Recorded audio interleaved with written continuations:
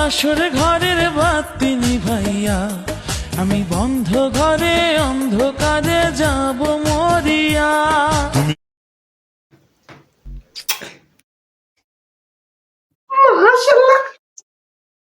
কি গো, তুমি কিছু মনে না করলে একটা কথা বলি? কি মনে করব বলো।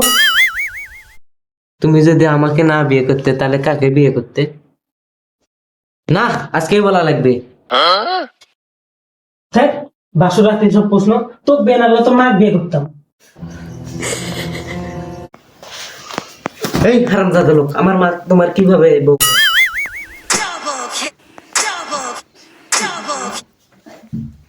ওই তোকে বিয়ে না করলে তোর মা আমার কিভাবে শাশুড়ি হয়?